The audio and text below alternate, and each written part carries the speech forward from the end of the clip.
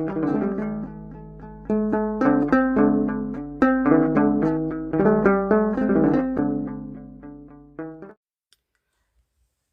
ይስጥልኝ ውድ ከሁሉም ሚዲያ ፕሮግራም ተከታታዮቼ እንደምን ሰነበታችሁ? እንደምን ከረማችሁ? በጣም እጅግ በጣም ጠፍቻለሁ። በጣም ይቅርታ ጠይቃለሁ። የተለያዩ የስራ ጉዳዮች ትንሽ ተወጥሬ ስለነበር ወደ ቀድሞ ቻናሌ መመለስ አልቻልኩም። አንዳንድ ጥቃቅን ከቻናሌ ጋር ትንሽ ብዙም ተያያዥነት የሌላቸው የኦንላይን ስራ ላይ ምናምን አጫጭር ቪዲዮዎች ለቅቄ ነበረ። ምናልባት አብዛኞቻችሁ ጋር ተደራሽ አልሆነም። ያም ይመስለኛል አብዛኛው ተመልካቾቼን ያሸሸብኝ ብዬ አምናለሁ። እኔም ሸሽቻለሁ፣ ጠፍቻለሁ በስራ መብዛት።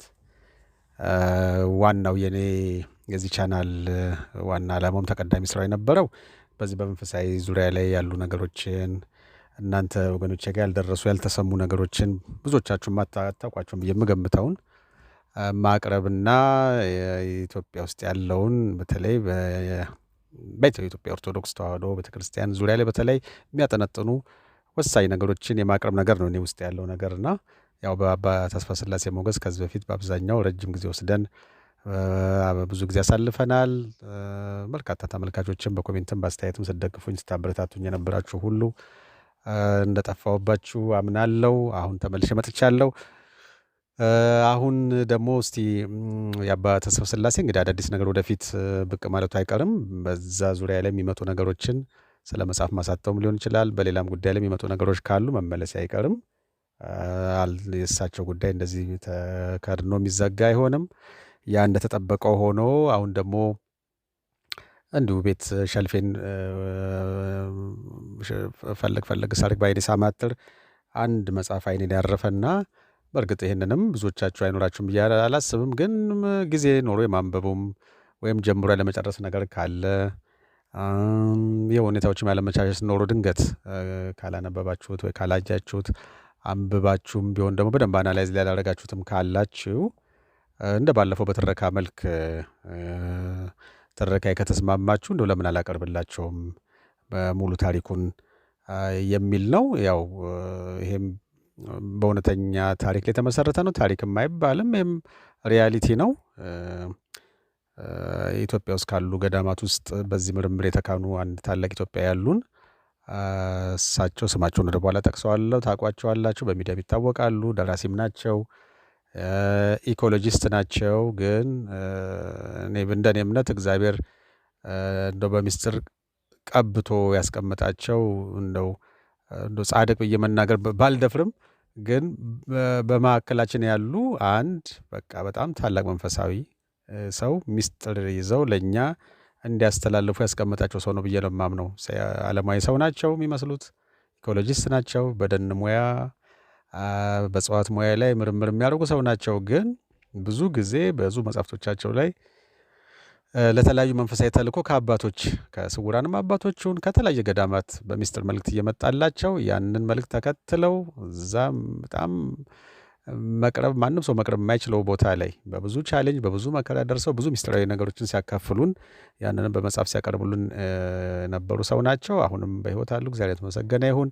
ከነዛ መጽሐፍቶቻቸው መካከል አንዱ ውስጥ በተለይ ከአንዱ ገዳማት ውስጥ በብዙ ጊዜ ገዳማት ላይ ነው የሚያተኩሩት። የገዳማትን እጽዋትን ምርምርና ጥናት ነው የሚያደርጉት። ግን እግረ መንገዳቸውን እሳቸውም ሃይማኖታቸውም ግድ እያላቸው በዛውም ደግሞ ረቂቅ የኢትዮጵያን ኦርቶዶክስ ተዋሕዶ ኢትዮጵያ ያላትን በጣም ከፈጣሪ ጋር ያላትን ቁርኝት እግረ መንገድ እየዳሰሱ በተመስጦም ነው የሚያጠኑትና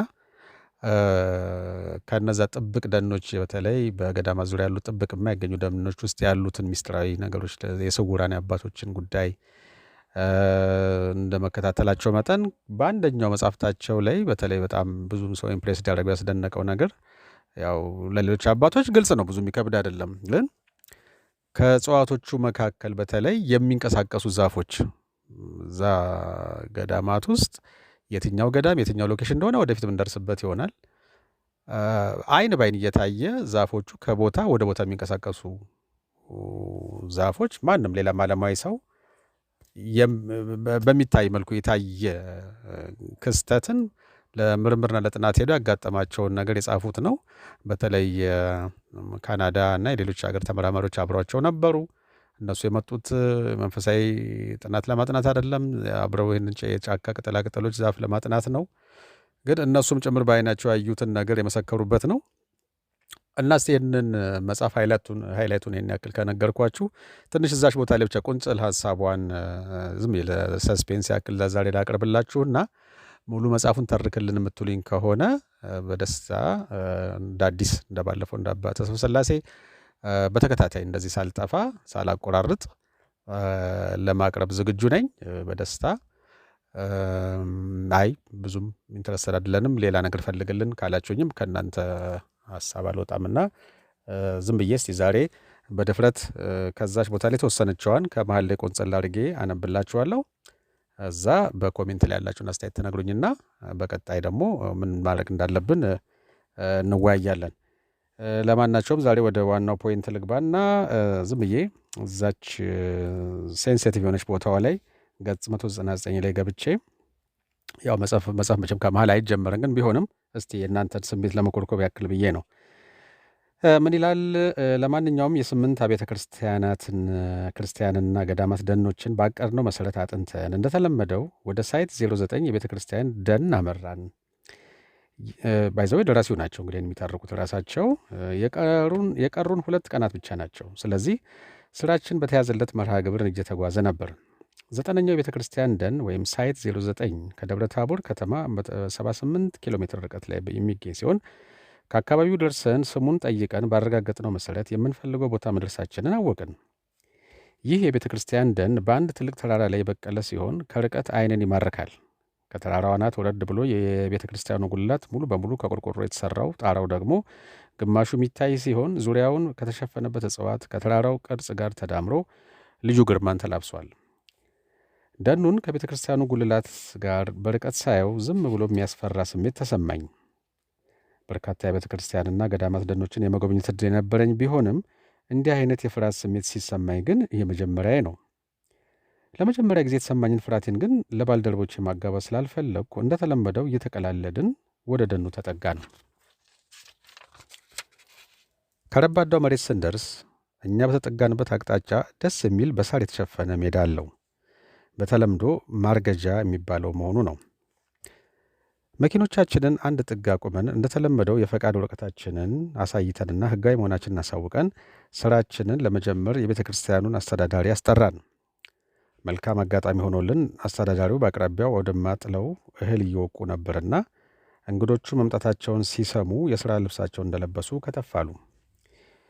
የእግዚአብሔር ሰላምታ ካቀረብኩና በመስቀላቸው ከተባረኩ በኋላ የቤተ ክርስቲያናችሁን ደን ለማጥናት ነው የመጣን፣ ከመንግስትም ከሀገረ ስብከቱም የፈቃድ ደብዳቤ ይዘናል አልኩና 2ቱን ደብዳቤዎች አውጥቼ ሰጠኋቸው። በእርጋታ ደብዳቤዎቹን ካነበቡ በኋላ ግራ በተጋባ ስሜት ምንድን ነው የምታጠኑት አሉን።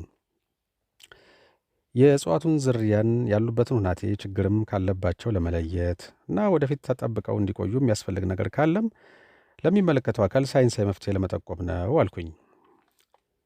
ነገሩስ ደህና ነው አሉና ታዲያ እንዴት ነው የምታጠኑት አሉ። ያው ፍቃድ ከሰጣችሁን ውስጥ ገብተን በ3 አቅጣጫ እየተዘዋወርን ነው አልኳቸው። ጭራሽ የመረበሽ ስሜት አየሁባቸው። እጽዋቱን ማወቅም ሆነ እኛ እዚሁ ተወልደን ያደግነው፣ እናም አንድ ባንድ እናውቃቸዋለን። እኛ እየነገርናችሁ ብትመዘገቡት አይሻልም አሉ። መልአከ ሰላም እንደሱ አይደለም ጥናቱ የሚካሄደው። ስማቸውን ብቻ ሳይሆን ሌላ ብዙ ተጨማሪ መረጃዎችና ልኬታቸውን እንወስዳለን። አይዞት፣ እኔም ክርስቲያን ነኝ። ቅርስና ንዋየ ቅድሳት መጥፋት አስክቶት ከሆነ በቀን ነው የምንሰራው። ደግሞም ወደ ህንፃ ቤተ ክርስቲያኑም አንጠጋም። እርሶም አንድ አብሮን የሚሆን ወኪል ሊመድቡ ይችላሉ። እነዚህ አብሮኝ ያሉትም ማምናቸው የሳይንስ ሰዎች ናቸው እና ስጋት አይግባዎት ብዬ ለማረጋጋት ሞከርኩ። አይ በዚህ አይነት ጉዳይ እናንተን በመጠርጠር እንኳን አይደለም አሉ። ለማናቸውም ደብዳቤ ስለያዛችሁ መታወር ግዴታችን ነው አሉና በሉ አትቁሙ እንሂድ ብለው ሁላችንን በመጋበዝ አይነት በእጃቸው ምልክት አሳይተው ወደ ቤተ ክርስቲያኑ አመሩ። መፈቀዱን ለስራ ባልደረቦቼ ነግሬ በፍጥነት የጥናት መሳሪያዎቻችንን በጀርባችን አዝለን ተከተልናቸው። ቀጥ ባለ ዳገት ግራና ቀኝ ቅርንጫፎቻቸው በገጠሙ ዕድሜ ጠገብ ዛፎች ስር በሚያልፍ መንገድ ለ15 ደቂቃ ያክል ተጉዘን ሕንፃ ቤተ ክርስቲያኑ ካለበት ስፍራ ደረስን። ሕንፃ ቤተ ክርስቲያኑ ለገጠር አካባቢ ትልቅ የሚባል ሲሆን በሲሚንቶ የተለሰነ ግድግዳና በድንጋይና በሲሚንቶ የተሰሩ ዙሪያውን የሚከቡ ደረጃዎች አሉት። ጣራው ከቆርቆሮ የተሰራና ዙሪያውን የሚንሿሹ ተንጠልጣይ ከቆርቆሮ የተሰሩ ጌጦች አሉት። በንፋስ ሲወዛወዙ ልዩ ሙዚቃዊ ቃና አላቸው። ጉልላቱ ከዛፎቹ ልቆ የሚታይ ሲሆን የሰጎን እንቁላል የሚመስሉ ጌጦች ጫፎቹ ላይ ያሉበት ትልቅ መስቀል አለው። የበርና መስኮቶቹ መቃንና ጉበን ከሰፋፊ የጽድ እንጨት የተሰሩ ሆነው ተከፋቾቹ ግን ከብረት ተሰርተው ቀለም ተቀብተዋል። ከቤተ ክርስቲያኑ በስተ ሰሜን ምስራቅ በኩል በ50 ሜትር ርቀት ላይ ከጽድ የተሰራ ባለ አንድ ደርብ ጣራው ቆርቆሮ የሆነና በቆርቆሮ የተጋረደ በረንዳ ያለው ቤት አለ። በቤተ ክርስቲያኑ እና በደኑ መካከል አረንጓዴ ሳር የበቀለበት ሰፋ ያለ ሜዳ ሲኖር በደኑ በኩል ደግሞ የድንጋይ ካብ ዙሪያውን ተከቧል። ከቤተ ክርስቲያኑ ጥግ ሆኖ አሻግሮ ሲታይ ዙሪያውን እጅግ የሚያምሩ ዕድሜ ጠገብ ግዙፍ የሀገር በቀል እጽዋት እንጂ ሌላ ነገር አይታይም። ወደ ላይ ደግሞ የጠራ የበጋ ሰማይ ብቻ ነው። ዶክተር ክሪስቶፈር በሳተላይት የተነሳውን የቤተ ክርስቲያኑን ደን ፎቶግራፍ ከመሬቱ አቀማመጥ ጋር ካገናዘበ በኋላ ከቤተ ክርስቲያኑ በመነሳት ወደ ውጭ የሚወጡትን የሀሳብ መስመሮች ለይቶልን ለመንቀሳቀስ ዝግጁ ስንሆን አብረውን ወደ ቆሙት አስተዳዳሪ ዞር አልኩና መላከ ሰላም፣ አሁን እንግዲህ ከድንጋዩ ካብ በመነሳት በሶስት አቅጣጫ ተራ በተራ ወደ ውጭ እየተጓዝን ስራችንን እናከናውናለን አልኳቸው። ግራ በመጋባት ስሜት ሆነው በየት በኩል ነው የምትሄዱት አሉ። በስተ ሰሜን 0 ዲግሪ፣ በስተ ደቡብ ምስራቅ 120 ዲግሪ እና በደቡብ ምዕራብ 240 ዲግሪ ባለው አቅጣጫ በእጅ እያመለከቱ ገለጽኩላቸው። ደንገጥ ብለው በስተ ሰሜን ያለውን በእጃቸው ጭምር እያመለከቱ በዚያ በኩል ያለውን ብተውትስ አሉ። አይ የሳይንሱ መመሪያ ስለሚያስገድደን፣ ማለቴ ሌላ ቦታም የሰራንበት ስለሆነ እዚህ መቀየር አንችልም። ምን ነው በዚህ በኩል ብንሄድ ምን ችግር አለ አልኳቸው። አይ ችግር እንኳን የለም፣ እንዲያው ቢቀርባችሁ ብዬ ነው አሉ እየተንተባተቡ። ብቻ ሁለ ነገራቸው በጣም የመደናገጥና ያለመመቸት ይመስላል። የሚገርመው እኔ ደግሞ ከውጭ የጀመረኝ የመረበሽ ስሜት ብሷል። መላከ ሰላም ጠንከር ያለ ተቃውሞ ባለማቅረባቸው ዝም ብለን ስራችንን ለመጀመር አሰብኩና ከየት እንጀምር አልኩ ወደ ዶክተር ክሪስቶፈር ዞር ብዬ። ለመጣንበት አቅጣጫ የሚቀርበው 120 ዲግሪ ላይ በሚገኘው መስመር ስለሆነ እኔም በዚያው ወደ ውጭ ወጥቼ የደኑን ድንበርና ስፋቱን ለማየት እንድችል በዚያ አቅጣጫ ጀምሯል። በዚሁ መሰረት ከዶክተር ማግዶሊንና ጋር ኮምፓስና ጂፒኤሳችንን አስተካክለን ቡድናችንን ይዘን ስራችንን ጀመርን። ይህ መስመር ወደ 250 ሜትር አካባቢ የሚጠጋና ብዙ ቁጥቋጦና እሾህ የሌለው ስለሆነ እንደተለመደው እየተቀላለድን በፍጥነት ጨርሰን እንደገና ወደ ቤተ ክርስቲያኑ ለመመለስ ቀጥ ያለ ዳገት መውጣት ጀመርን። ከኛ በኋላ የሚሰሩት ሁለት ቡድኖች ስራቸውን እስኪጨርሱ ባለን ጊዜ ከቤተ ክርስቲያኑ ደርሰን በድንጋዩ ካብና በህንፃ ቤተ ክርስቲያኑ መካከል ካለው ለምለም ሳር ላይ ከድካማችን ለማረፍ በጀርባችን ጋደም። መላከ ሰላም ሀሳባቸውን እንደማንቀበል ሲረዱ ጊዜ ነው መሰል ወደ ስራቸው ሄደዋል። ቤተ ክርስቲያኑ አካባቢ አንድ ዕቃ ጠባቂ መነኩሴ ከዕቃ ቤቱ የምድር ቤት በረንዳ ላይ ቁጭ ብለው ከበሬ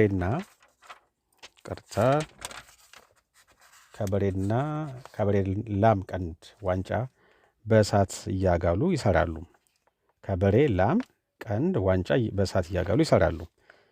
ወደ እርሳቸው ሄጄ ሰላምታ ሰጥቻቸው በመስቀል ተባረኩና ለምን እንደመጣንና ምን እንደየሰራ እንደሆነ ገለጽኩላቸው። ማለፊያ ነው መምህሩ ነግረውኛል አሉና ወደ ስራቸው አቀረቀሩ። አንድ 15 ደቂቃ ረፍት እንዳደረግን ለዶክተር ክሪስቶፈር በያዝነው የሬዲዮ መገናኛ ጠርተን 0 ዲግሪን ልንሰራ እንደሆነ ነገር ነው። ዶክተር ክሪስቶፈር ከቤተ ክርስቲያኑ በወሰዱ የጂፒኤስ ንባብ በመነሳት ከውጭ በኩል በየት አቅጣጫ እንደምንወጣ ከደኑ ውጭ ቀድሞ ምልክት ያደርጋል። ይህም የተሰጠንን አቅጣጫ በትክክል ጠብቀን መውጣታችንን በኋላ ለማገናዘብ ነው። ምክንያቱም አንዳንድ ጊዜ ኮምፓስን በትክክል ካለማንበብ ጂፒኤስ ደግሞ ጥቅጥቅ ያለ ደን ውስጥ ሲገባ የሳተላይት ሽፋን ስለሚያጥረው ስህተት ሊፈጠር ይችላልና። በዚሁ መሰረት ምልክት ማድረጉን ሲነግረን በ0 ዲግሪ ኮምፓስና ጂፒኤሳችንን አስተካክለን ስራ ጀመርን። አንድ 20 ሜትር እንደተጓዝን ከፍተኛ የሆነ የድካም ስሜትና የልቤ የመደንገጥ ሁኔታ በጣም ያስጨንቀኝ ጀመር። አልፎ አልፎ ራሴን እንደማዞር አድርጎ ሚዛኔን ልስት ደርሳለሁ። ብቻ ምንም ምቾት የማይሰጥ ስራ ሆነብኝ። ክፋቱ ደግሞ መስመሩ በጣም ረጅም መሆኑ ነው። እጅግ አድካሚ 450 ሜትር ርቀት ያለው ጥቅጥቅ ያለ ደን ጨርሰን ወደ ዳር ስንወጣ ልክ በብርድ ልብስ ታፍነህ ድንገት ታግለ ስትገልጠው የሚሰማ አይነት ስሜት ተሰማኝና አይ ፊል ዲዚ ወይም የሚጫጫን ስሜት ይሰማኛል አልኳት ማግዶሊናን። ሚቱ ሜቢ ዊ አር ዱይንግ ቱ ማች፣ እኔም ምናልባት ብዙ ስለሰራን ይሆናል አለችና በቁሟ ዘፍ ብላ መሬት ላይ ተቀመጠች። አይም ኖት ሹር አልኩና መሬት ላይ ሸርተት ብዬ ጋደም አልኩ። ዶክተር ማግደሊና ወደ እኛ መጥቶ አቅጣጫችንን እንዲያረጋግጥልን ክርስቶፈርን በሬዲዮ ጠራችው። በአቅራቢያው ነበርና ወዲያው ከተፍ አለ። በሄድ የመጣችሁት አለን። የመጣንበትን መስመር ርቀት ስለመለካትና እያንዳንዱ የምንመዘግበው እጽዋት የት እንደሚገኝ ለመለካት የምንጠቀምበት ባለ 50 ሜትር ገመድ ከደኑ ውስጥ ወደ ውጭ ወደ ተዘረጋበት አመለከት ነው። ሄዶ ሜትሩ ላይ ቆመና እርሱ ቀድሞ ምልክት ካደረገበት ቦታ ጋር አስታየው። ኖ ዌይ ዩ ጋይስ ዲቬትድ ፍሮም ዘ ላይን ዌይ ፋር፣ ሊሆን አይችልም፣ ከመስመሩ በጣም ርቃችኋል አለ። ምን ያክል ራቅን አለው። እስከ 10 ዲግሪ ወይም ወደ ግራ ወይም ወደ ቀኝ ማዘንበል ጥቅጥቅ ባለደን ያለ ነገር ስለሆነ ብዙም ባለመደነቅ ወደ ሰሜን ምዕራብ በ30 ዲግሪ ርቃችኋል፣ እንዲያውም ታጥፋችኋል ማለት ይቀላል አለ በመገረም። ሊሆን አይችልም አልን በአንድ ላይ እንደተማከርን ሁሉ። አዎን ሆኗል፣ ኑና ተመልከቱ አለን። በፍጥነት ሄደን ጂፒኤሱ ላይ ቀጥታ ከሳተላይት የተነሳውን የደኑን ፎቶግራፍ ከቤተ ክርስቲያኑ አንጻር የወጣንበትንና መውጣት የነበረብንን አቅጣጫ ስሎ ሲያሳይን በጣም እንደተሳሳትን አመንን። ወዲያው በፍጥነት ከኛ በኋላ ላሉት 2 ቡድኖች የተሳሳተ አቅጣጫ ስለመጣን ስራቸውን አቋርጠው ወደ ቤተ ክርስቲያኑ እንዲመለሱ ነገር ናቸው። በስንት መረበሽና ጭንቀት የሰራነውን ስራ እንደገና መድገም እንዳለብን ሳስበው ጭራሽ ተሸበርኩ። ለማንኛውም ሳይንስና ስህተት አብረው የሚኖሩ አንዱ ለአንዱ ሞረድ ስለሆኑ እንደገና ለመስራት ሞራላችንን አነሳስተን ወደ ቤተ ክርስቲያኑ ዳገት መውጣት ጀመርን። አሁን ሰዓቱ ከቀኑ 8 ሰዓት ተኩል ሆኗል። ከቤተ ክርስቲያኑ ደርሰን ከቀሩት የቡድኑ አባላት ጋር ሆነን ኮምፓሳችንና ጂፒኤሱን ፈትሸን ምንም የተለየ ብልሽት ባይኖረውም ሌላ ቀይረን እንደገና መነሻ ነጥባችን ደጋግመን አይተን 0 ዲግሪ ሰሜን አቅጣጫ ይዘን መስራት ቀጠል። እውነት ለመናገር እኔና ዶክተር ማግዶሊላም ሆነን ሌሎች ረዳቶቻችን ደስ የማይል ስሜት ውስጥ እንዳለን ግልጽ ነበር። እኔ ዛፎቹን ስለካም ሆነ ስጽፍ እጆቼ ይንቀጠቀጣሉ። እንደገና ድርገማት። እኔ ዛፎቹን ስለካም ሆነ ስጽፍ እጆቼ ይንቀጠቀጣሉ። ምንድን ነው በደሜ ውስጥ የስኳር መጠን ተዛባ እንዴ ብዬ አሰብኩ። ይሄኛው መስመር ደግሞ ከፍ ያለ የተዳፋት ያለው እንደሆነ ተረዳን። ስለዚህ መስመራችን ተሻሽሏል ብለን ተጽናናን። ልክ ከቀኑ 9:40 ላይ ደኑን ጨርሰን ዳር ስንዘልቅ እፎ ያልኩ። ለዶክተር ክርስቶፈር እንደተለመደው በሬዲዮ አሳወቅን። ዶክተር ክርስቶፈር ሸንቀጥ ያለ ለጋጋ ቁመት ያለውና ወርቃማ ሉጫ ጸጉሩ ከግንባሩ የተደፋ የ45 ዓመት ጎልማሳ ነው። ከፊቱ ሁሌም ፈገግታ የማይጠፋ ትሁትና ንግግሩ እጅግ የተረጋጋ ነው። እርሱ ራሱ የተዋጣለት የመልክዓ ምድር ሳይንቲስት ቢሆንም በዚህ የቡድን ስራ ውስጥ ራሱን እንደ አጋዥ እንጂ ዋና ተመራማሪ አድርጎ የማይቆጥር አብሮ ለመስራት የሚመች ሰው ነው። አሁን ከሞላ ጎደል በትክክል እንደመጣችሁ ተስፋ አድርጋለሁ አለና ጂፒኤሱን አውጥቶ ከሳተላይት ጋር ማገናኘትና ምስል ማገናዘብ ጀመረ። ትንሽ ቆይቶ ወደኛ የድመት አይን ቀለም ባላቸው የዋህ አይኖቹ ትኩር ብሎ የተመለከተ ዛሬ ምንድን ነው የነካችሁ አለን። አሁንም ተሳሳትን እንዴ አለች ዶክተር ማግደሊና እጇን ካፏ ላይ ጭና። እኔ ደግሞ ምን አይነት ዕዳ ነው በሚል ስሜት ማዶ ማየት ጀመርኩ። አዎን በጣም ተሳስታችኋል፣ ጭራሽ ከቅድሙ በተቃራኒ በ35 ዲግሪ ወደ ሰሜን ምስራቅ ታጥፋችኋልና አለና ለዶክተር ጃኔትና ለፕሮፌሰር ሃሮልድ እንዲያቆሙና ወደ ታች መጥተው እንድንነጋገር ጠራቸው። ኮተታቸውን ተሸክመው እያለከለኩ ከእኛ ጋር እንደደረሱ ዶክተር ጃኔት በፈገግታ እናንተ ልጆች ዛሬ ምንድን የነካችሁ አለች። ዶክተር ማግደሊና ቀበል አድርጋ ይኸውልሽ ጃኔት፣ እንደተለመደው በጥራት እንደሰራን ላረጋግጥልሽ እወዳለሁ። ስገምት የሆነ የተለየ እንግዳ ነገር ያለ ይመስለኛል አለች በአግራሞት ደኑን እያመለከተች። እኔም ቀበል አድርጌ እኔ በኮምፓስ ማግዶሊና በጂፒኤስ ሁለታችን በፊትና ኋላ ሆነን በተለያዩ ናቴ በተለይ በሁለተኛው ዙር ላይ በደንብ አቅጣጫችንን ደጋግመን እንዳረጋገጥን ነው የማስታውሰው አልኩ። ዶክተር ክርስቶፈር በተለመደው እርጋታው ሁለት ሰው በሁለት መሳሪያ ተጠቅሞ ይህን ያህል ስህተት ሊሰራ አይችልም። ለማንኛውም ስህተት ስንደጋግም ከምንውል የሰሩትን አንዱን መረጃ ወስደን ብንቀጥል የሚሻል ይመስለኛል አለ። ምንም አይነት የፕሮቶኮል መዛነፍና ጥቃቅን ስህተቶች ቢሆን እያወቀች መቀበል እንደማትፈቅደው ዶክተር ጃኔት ኮስተር ብላ እንደዚያ እንኳን አናደርግም። እኔ የሚመስለኝ ማግዶሊናና ሲሳይ ላለፉት 8 ቀናት በጫና ውስጥ በማሳለፋቸው ከድካም የመነጨ ይመስለኛል። እናም ለዛሬው እዚህ ላይ አቁመን ነገ በጠዋት ስህተታችንን አርመን እንቀጥላለን አለች። አንጋፋው ፕሮፌሰር ሃሮልድ እኔና ዶክተር ማግዶሊና ግራና ቀኝ አቅፈው አይ ቲንክ ሳምባዲ ስፒድ ቱ ማች ቢር የስተርዴይ ትናንት ብዙ ቢራ ተጠጥቷል ማለት ነው አሉን እየተሳሳቅን ወደ መኪኖቻችን አመራን። የዕለቱ የከሸፈ መርሃ ግብራችን በእኔና በዶክተር መግዶሊና መዛል ተመካኝቶ ወደ ማረፊያችን ተመለስን። እኔ ግን የሰጠነው ምክንያት አልተዋጠልኝም ነበርና መኪና ውስጥ ሆኜ ብዙ ሀሳብ ይመላለስብኝ ጀመር። ጠዋት ስራ ከመጀመራችን በፊት መላከ ሰላም በተለየ ሁናቴ ይህንን አቅጣጫ እንድንተው ለዘብ ብለው በጭንቀት መጠየቃቸው ትዝ አለኝ። እኔና እርሳቸው የተነጋገርነውን ሌሎች የሥራ ባልደረቦቼ አልተጋሩትም። እኔም ክብደት ሰጥቼ አልተርጎምኩላቸውም ነበር። አሁንም ለእነርሱ ለማካፈል አልደፈርኩም። እስኪ ምናልባት ነገ የሚለወጥ ነገር ካለ ብዬ በራሴ መብሰልሰል ቀጠልኩ።